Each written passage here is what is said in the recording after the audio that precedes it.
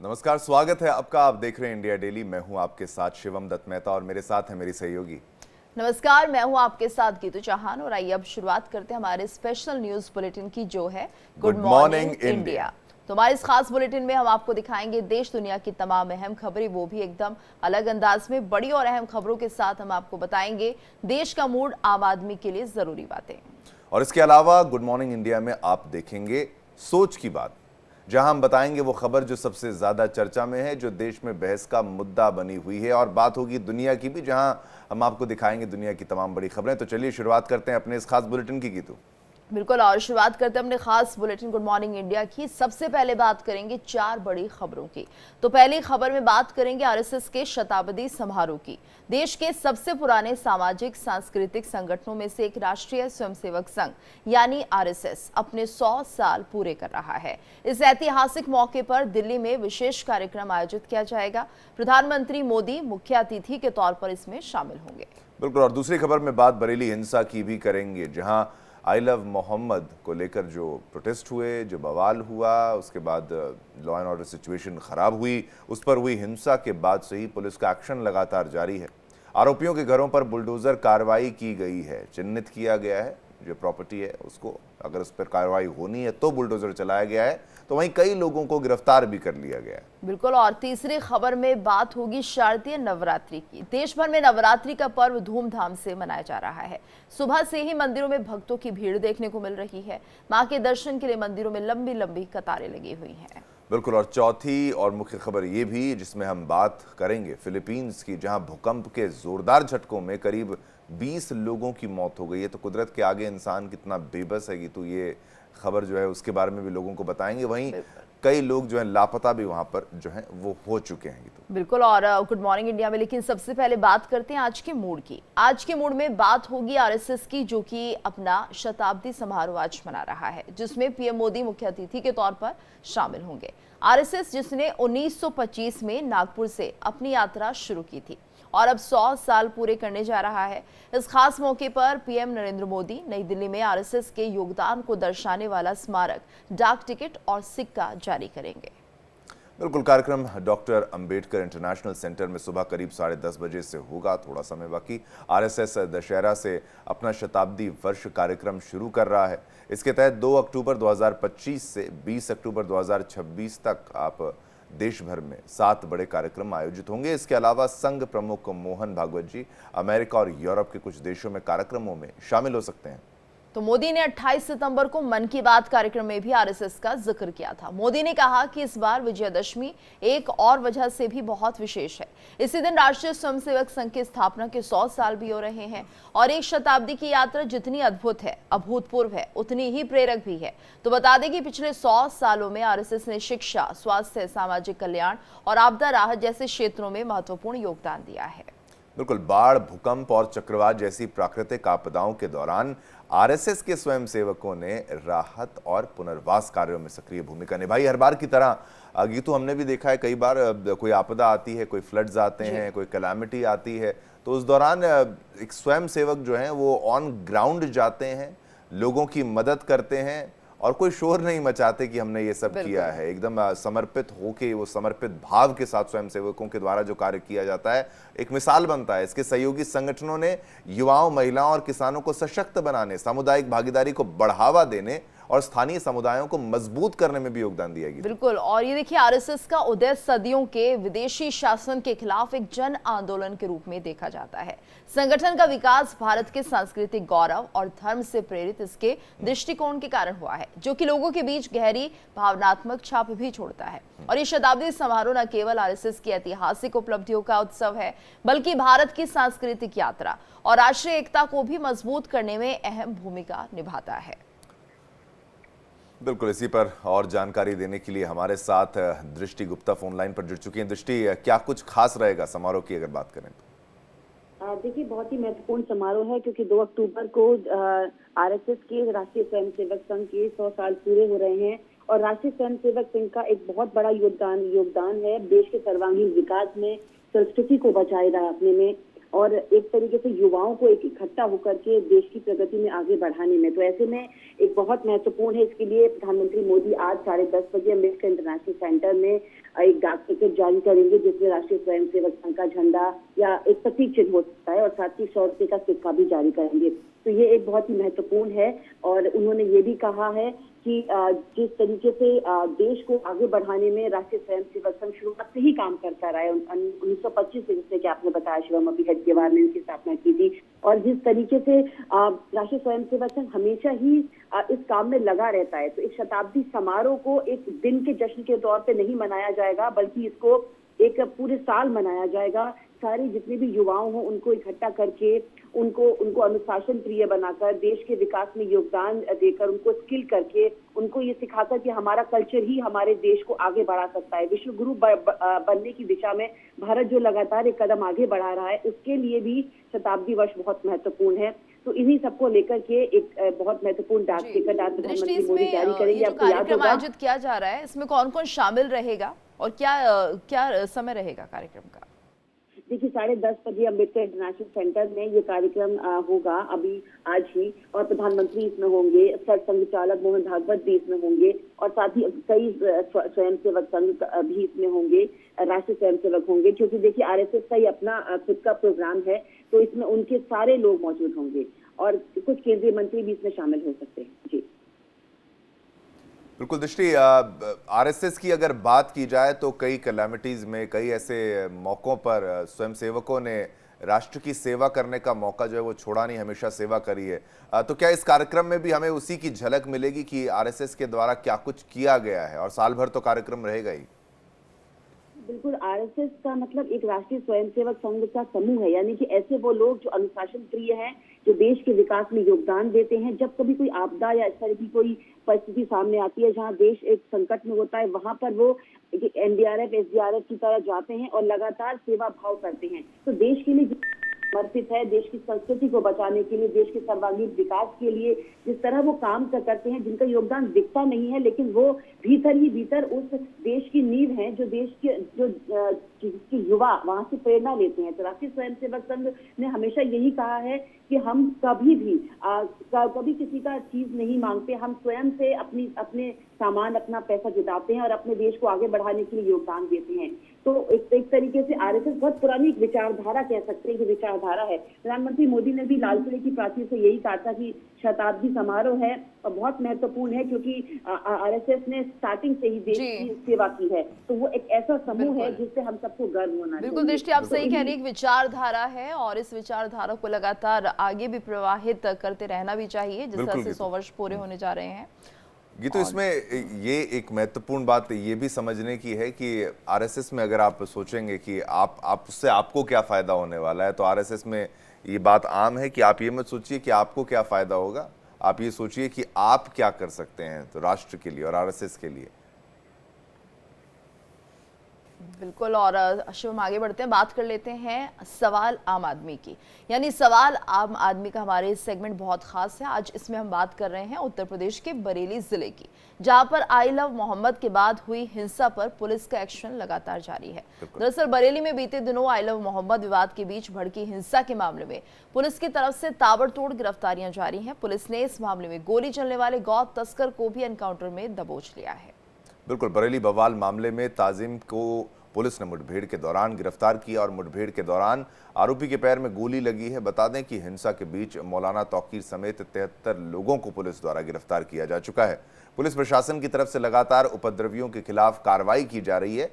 वहीं यूपी के मुख्यमंत्री योगी आदित्यनाथ ने भी सख्त कार्रवाई के आदेश दिए हैं। तो यानी कि बिल्कुल क्लियर है, लॉ एंड ऑर्डर सिचुएशन के साथ आप खिलवाड़ नहीं कर सकते, अगर आप करेंगे तो आपके ऊपर एक्शन होगा। और जब बरेली में गीतू बवाल आपने देखा था किस कदर पुलिस को लाठीचार्ज करना पड़ा था, पुलिस से धक्का मुक्की वहां कर रहे थे, उसके बाद अब बुलडोजर एक्शन की जो बात है वो भी सामने यहाँ पर आई है। तो यानी कि अब कानून का ही राज होगा, ये यहाँ पर लॉ लेसनेस नहीं हो सकता, लॉ एंड ऑर्डर यहाँ पर गीतू जो है ये समझ में आता है कि लॉ एंड ऑर्डर ही रहेगा। बिल्कुल, और ये देखिए फिलहाल पुलिस ने आरोपी ताजिम को तो गिरफ्त में लिया है, लेकिन इससे पहले कल बरेली में हिंसा के बाद पुलिस का एक्शन यहाँ पर जारी रहा। पुलिस ने मौलाना तौकीर रजा के दामाद मोहसिन रजा की प्रॉपर्टी पर भी बुलडोजर चलवा दिया है। और अभी मोहसिन के गैराज को भी गिराया गया है। तो वहीं पुलिस ने मोहसिन रजा को गिरफ्तार कर लिया है और आरोप है कि जब पुलिस टीम बुलडोजर लेकर पहुंची तो मोहसिन रजा ने बदसलूकी करना शुरू कर दिया, जिसके बाद पुलिस ने कार्य में बाधा उत्पन्न करने के आरोप में मोहसिन को गिरफ्तार कर लिया और ये एक्शन लिया गया है।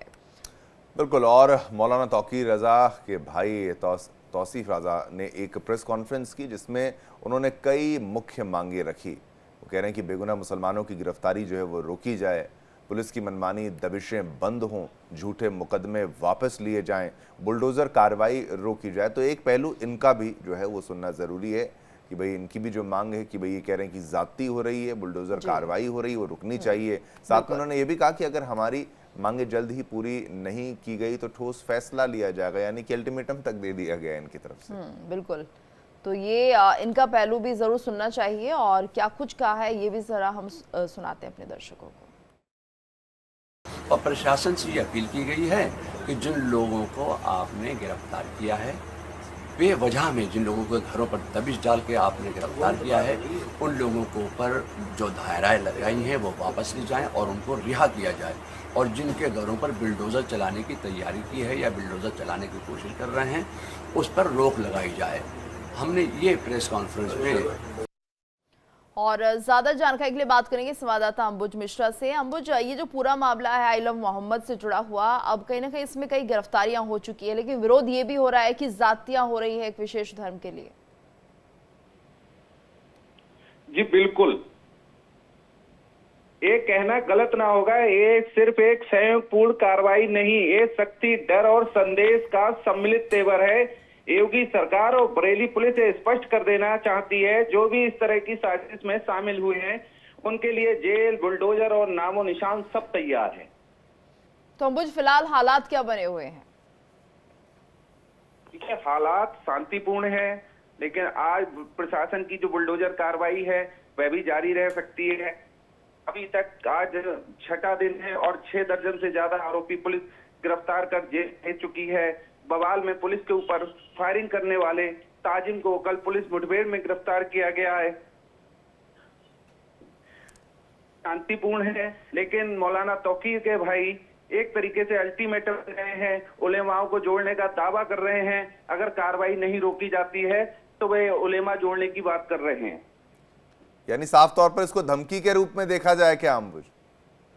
बिल्कुल, एक तरीके से हम धमकी के रूप में भी इसको देख सकते हैं, क्योंकि जिस तरीके से उनका कहना है कि अगर बुलडोजर कार्रवाई नहीं रोकी जाती है और गिरफ्तारी नहीं रोकी जाती है तो हम पूरे उलेमाओं के साथ मीटिंग करेंगे, पूरे इंडिया के उलेमाओं के साथ मीटिंग करने की बात कही जा रही है। बिल्कुल। और ऐसे में अंबुज, फिलहाल अगर हम देख रहे हैं विरोध भी जिस तरह से यहाँ पर बुलडोजर कार्रवाई का हो रहा था, तो क्या ये जो विरोध हो रहा था काफी उग्र हो गया? उग्र होने की संभावना थी, लेकिन मौके पर पुलिस प्रशासन ने उसको तुरंत कंट्रोल में ले लिया और जो विरोध कर रहे थे बुलडोजर कार्रवाई का, उनको पुलिस ने अपनी हिरासत में ले लिया। तौकीर आज बताए जाते हैं मोहसिन खान। धन्यवाद अंबुज इस पूरी जानकारी के लिए। तो फिलहाल ये माना जाए शिवम कि अभी शांतिपूर्ण माहौल है, लेकिन विरोध चारों तरफ से हो रहा है। बुलडोजर कार्रवाई भी अब होगी, जाहिर सी बात है। उसके बाद लेकिन क्या रिएक्शन सब लोगों के सामने आएंगे ये भी देखना होगा। चलिए आगे बढ़ते हैं। देखिए, शारदीय नवरात्र का आज 9वां और आखिरी दिन है। नवदुर्गा के 9 स्वरूपों में सबसे प्रमुख और महत्वपूर्ण स्वरूप माता सिद्धिदात्री का है। मां सिद्धिदात्री की पूजा नवरात्र के 9वें दिन अर्थात नवरात्र का अंतिम दिन जो है वो की जाती है और उनका नाम ही उनके स्वरूप और महत्व को दर्शाता है। गीतू, आप भी पूजा पाठ कर रही हैं लगातार, व्रत वगैरह वो चीजें आप भी धारण कर रही हैं, तो ये भक्तों के मन में जो लगाव होता है माँ को लेकर, और ये 9 दिन है, इन दिनों में मन भी एकदम सात्विक रखना होता है और माँ की भक्ति में ये आनंद आता है लोगों को कि भाई मन भी मंदिरों सात्विक और साथ ही आनंद भी आता है। और यूं कहें शिवम की जो ऊर्जा का संचार है वो आप अपने अंदर महसूस करते हैं। महानवमी पर देखिए देश भर में बड़ी संख्या में श्रद्धालु माता वैष्णो देवी मंदिर के दर्शन करने भी पहुंच रहे हैं। बड़ी संख्या में भक्त माँ के दर्शन के लिए दरबार में पहुंच रहे हैं। 9वीं के मौके पर मंदिर को फूलों और लाइटों से भी सजाया गया। तो दिल्ली के छतरपुर मंदिर की अगर हम बात करते हैं तो यहाँ पर सुबह सुबह पूजा अर्चना की गई। झंडेवालान मंदिर में भी नवरात्रि की 9वें दिन आरती की गई। ये विशेष आरती है क्योंकि अब समापन है नवरात्रि का। हरिद्वार के वैष्णो देवी मंदिर की अगर बात करें तो यहाँ पर महानवमी के अवसर पर विशेष पूजा अर्चना की गई है। और इस दौरान श्रद्धालुओं की भीड़ यहाँ पर उमड़ी और ये तस्वीर आप देख सकते हैं, प्रयागराज की भी हम आपको तस्वीर दिखा रहे हैं। प्रयागराज में भी महानवमी के अवसर पर भक्तों की भीड़ देखी गई। आरोपी शंकरी देवी शक्तिपीठ मंदिर में बड़ी संख्या में भक्तों ने पूजा अर्चना की है और ये सुबह से ये 9 दिन ये बिल्कुल ये तस्वीरें इस तरीके से गीतू जो देखने को मिली हैं और लोग व्रत कर रहे हैं, पूजन कर रहे हैं।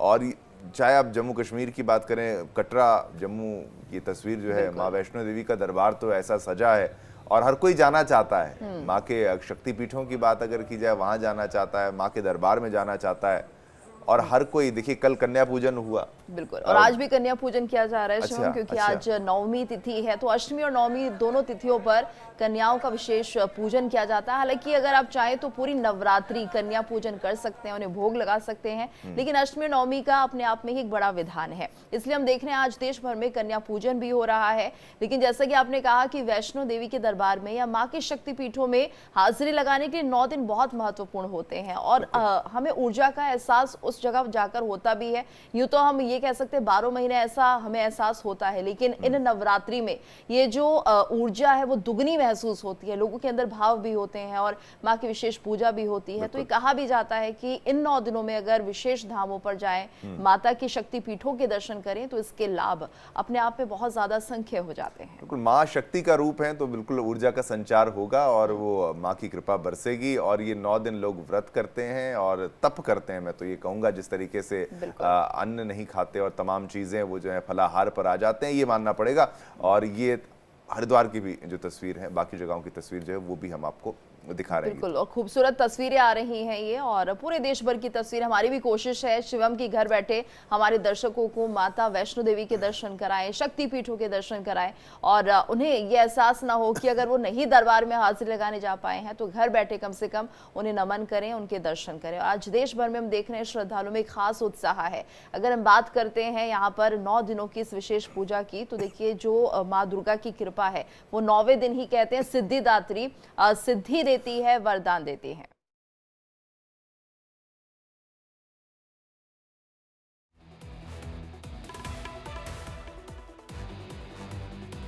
फिर आप देखिए, जैसा हम बता रहे हैं कि मंदिरों में पूजा अर्चना और आरती, वैसे तो 365 दिन ये पूजा अर्चना आरती का होता है, लेकिन विशेष महत्व इन 9 दिनों का जो है उसके बारे में चर्चा करना अवश्य ज़रूरी है। माँ के अनेकों रूप हैं, अनेकों रूपों की पूजा की जाती है और वो फलदायिनी है। माँ फल देती है, भक्तों का कल्याण करती है। बस आपको अनुशासन के साथ उनकी भक्ति करनी है और किसी का बुरा नहीं करना है, ये भी आपको समझना होगा। माताओं बहनों का सम्मान करना है, केवल 9 दिनों तक ही नहीं, 365 दिन मुझे लगता है ये बहुत जरूरी बात है। सम्मान करेंगे तो माँ की कृपा बनेगी और अपनी माँ की सेवा करना ना भूलें। बिल्कुल, और खूबसूरत तस्वीरें जो आ रही हैं देश भर से। हरिद्वार की ये तस्वीरें हैं जहां पर हम देख रहे हैं कि किस तरह से जो पूजा है वो की जा रही है। कटरा की विशेष पूजा होती है और ऐसे में माँ वैष्णो देवी का जो दरबार है जहाँ पर माता की 3 पिंडियाँ विराजित हैं और कहा जाता है साक्षात यहाँ पर लक्ष्मी, सरस्वती और काली का वास है। इसलिए जो लोग हैं दूर दूर से दर्शन करने के लिए आते हैं। 9वीं पे कोशिश करते हैं कि यहीं पर माँ का भंडारा लगाया जाए या फिर कन्या पूजन किया जाए, क्योंकि इसका अपने आप में विशेष महत्व हो जाता है। बिल्कुल, ये तस्वीरें भी लगातार आप देखिए, 2 तस्वीरें आपको कटरा की भी तस्वीरें दिखा रहे हैं, हरिद्वार उत्तराखंड की भी तस्वीरें दिखा रहे हैं। उत्तराखंड तो वैसे ही देवों की भूमि है, तो यहाँ पर पूजा अर्चना की वो तस्वीर लगातार। ये प्रयागराज, हरिद्वार और कटरा, ये 3 तस्वीरें आपकी टेलीविजन स्क्रीन पर। दर्शकों, आप दर्शन भी करिए, आप भी सौभाग्य प्राप्त करिए, हम भी सौभाग्य प्राप्त कर रहे हैं, जहाँ पर माँ के मंदिर के दर्शन करने का ये सौभाग्य सभी को प्राप्त हो रहा है।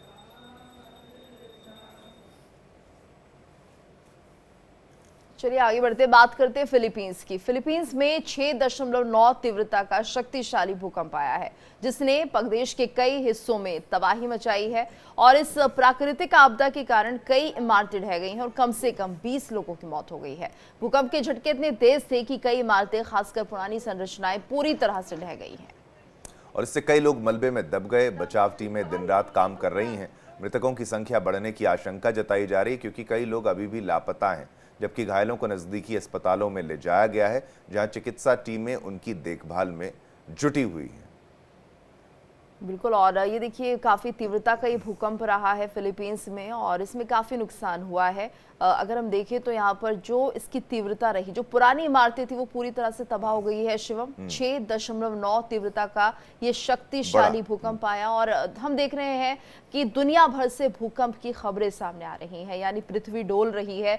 और इसकी वजह हम कह सकते हैं कि जिस तरह से हमने खुद अपनी प्रकृति के साथ इतनी छेड़छाड़ कर दी है कि अब हमें एक तरह से ये रिजल्ट के रूप में, परिणाम के रूप में देखने को मिल रहा है। तो फिलीपींस में 6.9 तीव्रता का शक्तिशाली भूकंप जिसने कई हिस्सों में तबाही मचा दी है, प्राकृतिक आपदा है और इसके कारण कई इमारतें ढह गई हैं, तकरीबन 20 लोगों की मौत हो गई है। यह आंकड़ा बढ़ भी सकता है शिवा। बिल्कुल बढ़ सकता है। और आपकी तस्वीरें देखिए, ये किसी फ्लाईओवर की तस्वीर प्रतीत होती है। वहाँ पर आप देखेंगे कैसे वो स्कूटर सवार जो हैं, स्कूटी सवार जो लोग हैं, जो वहाँ पर ड्राइव कर रहे हैं, वहाँ जा रहे हैं, वो संभाल नहीं पा रहे हैं। तो इतना भयंकर ये जो है भूकंप, बहुत हाई स्केल का भूकंप माना जाता है। 6.9 मतलब लगभग 7 रिक्टर स्केल पर, 7 रिक्टर स्केल पर तो पूरा शहर बर्बाद हो सकता है। बहुत खतरनाक लेवल का जो है स्केल का, रिक्टर स्केल पर अगर देखा जाए भूकंप। और जिस तीव्रता के साथ ये ज़मीन जो हिल रही है, जो ब्रिज डोलता हुआ नज़र आ रहा है, इससे समझ में आता है कि बहुत ज़्यादा तबाही हो चुकी होगी। और भी तस्वीरें आएंगी